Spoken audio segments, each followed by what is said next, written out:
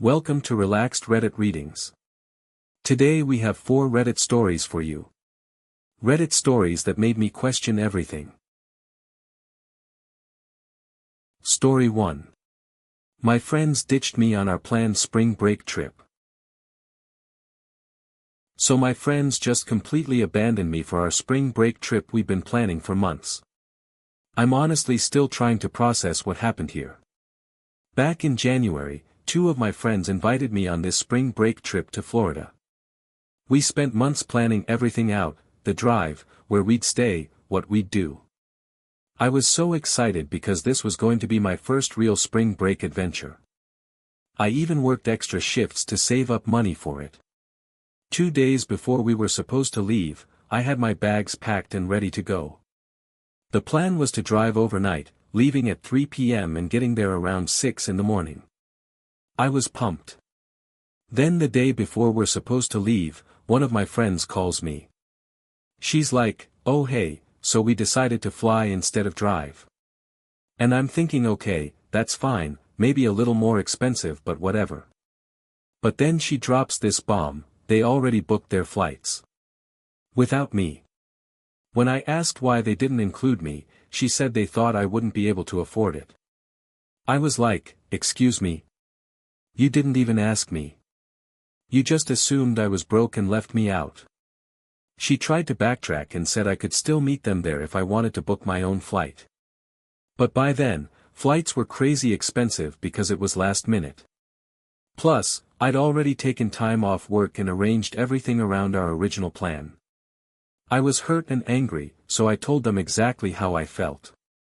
I said it was messed up that they planned this whole thing behind my back and just assumed I couldn't afford it without even giving me the option. Now they're saying I'm overreacting and that they were just trying to be considerate of my financial situation. But here's the thing, I've never complained about money around them. I work, I pay my bills, I save up for things I want to do. Where did they get the idea that I couldn't handle a plane ticket?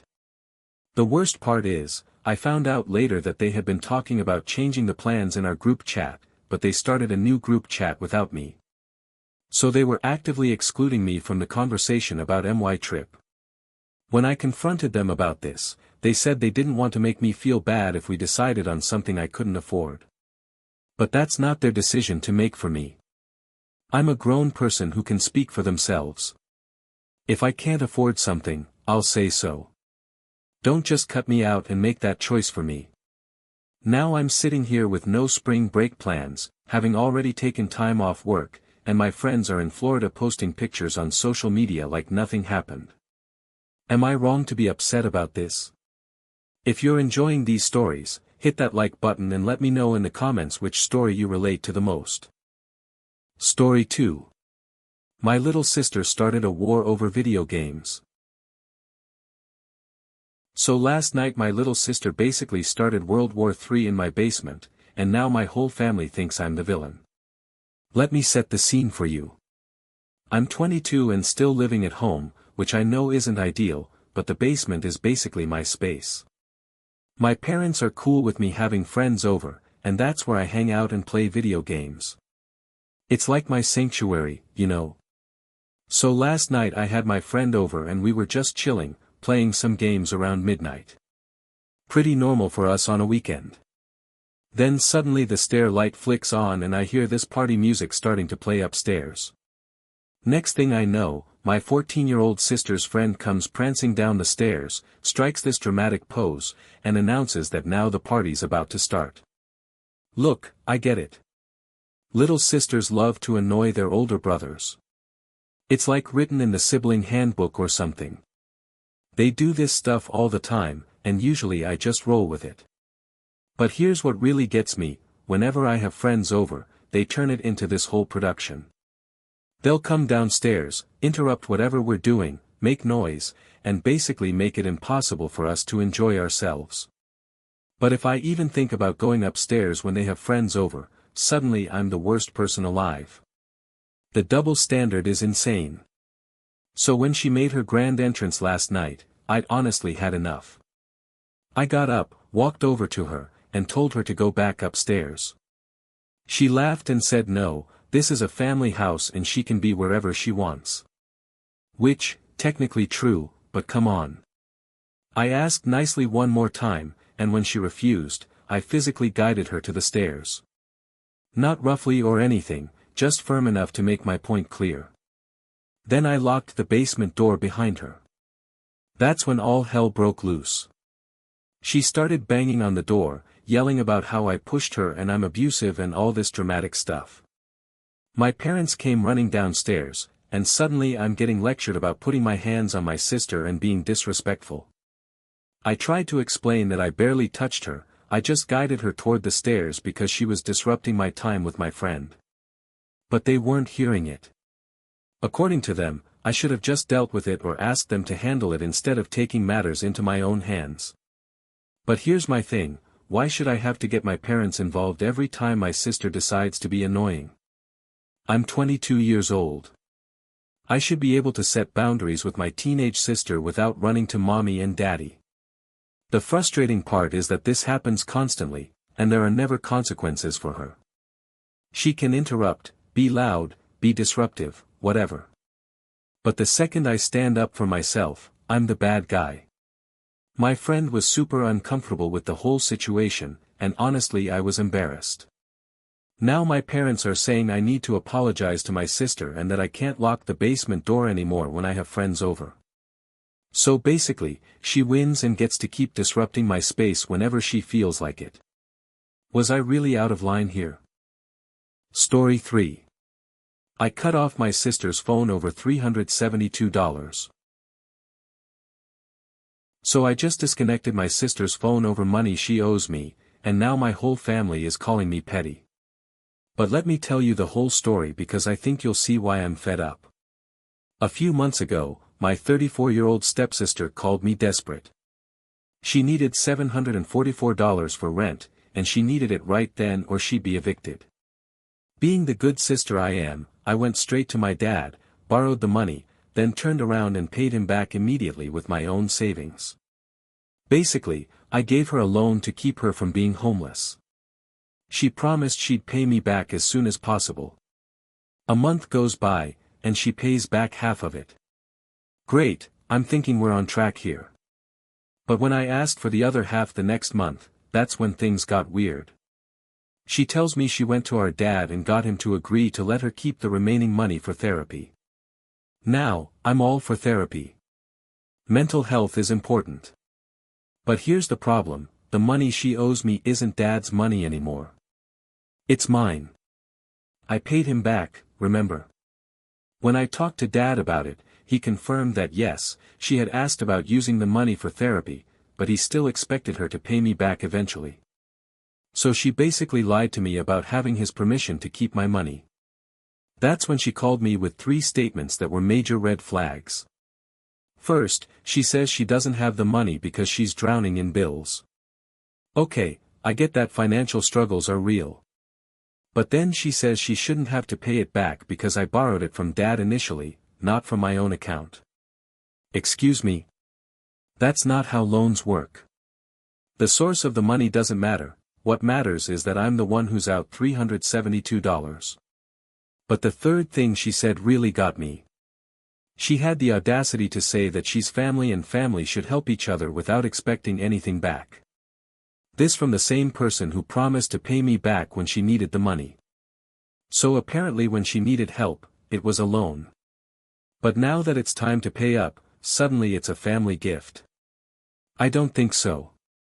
At this point, I'm realizing that my sister has no intention of paying me back and she's just making excuses. But here's the thing, I pay for her phone service. It's a family plan that I manage, and I cover her monthly bill as a nice gesture to help her out. Well, if she can't pay back money she owes me, and she's going to lie and manipulate to get out of it, why am I still paying for her phone? So I called the phone company and had her line disconnected. Immediately, my phone starts blowing up. My sister, my dad, other family members, all telling me I'm being petty and cruel. They're saying a phone is a necessity and I'm putting her in danger by cutting off her communication. But I'm thinking, if having a phone is such a necessity, maybe she should pay for it herself instead of owing me money and then refusing to pay it back. My dad offered to pay her phone bill going forward, which fine, whatever. But I told him he's not getting the money she owes me back either then. The whole family is acting like I'm this terrible person for holding my sister accountable for her debt. But am I crazy for thinking that when you borrow money, you should pay it back? Story 4. My brother chose alcohol over rehab. So my alcoholic brother just turned down rehab because I won't keep enabling his addiction, and my family thinks I'm heartless. This is honestly one of the hardest situations I've ever had to deal with. My brother is 36 years old and he's what you'd call a severe alcoholic. We're talking about someone who drinks an entire bottle of vodka every single day, plus he smokes heavily and uses whatever other drugs he can get his hands on. For the past 10 years, he's been living in our grandfather's basement, completely unemployed, while our grandfather paid for literally everything: his food, his gas, his alcohol, his cigarettes, everything.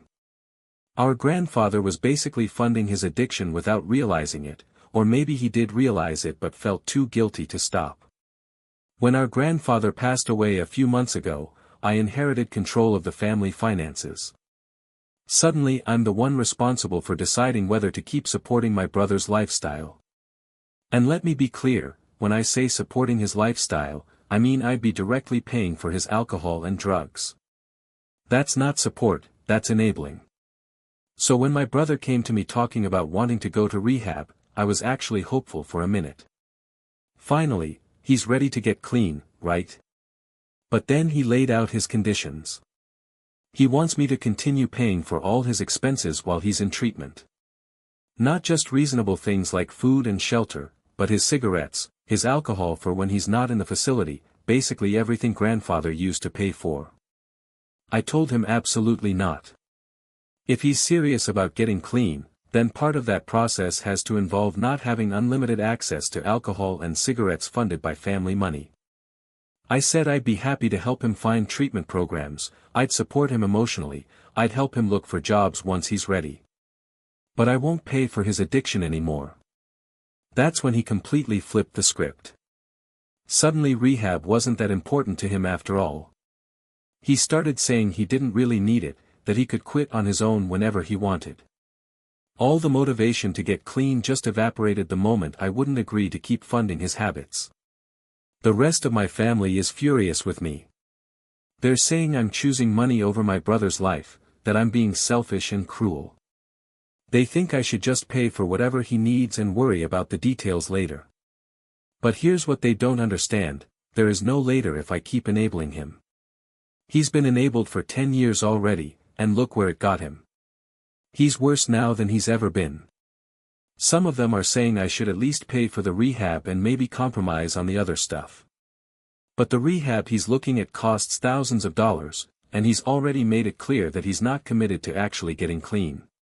Why would I invest that kind of money in someone who's already planning to keep drinking and using? The hardest part is that I do love my brother. I want him to get better more than anything.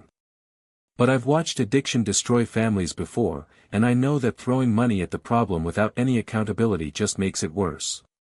Maybe I am being too harsh.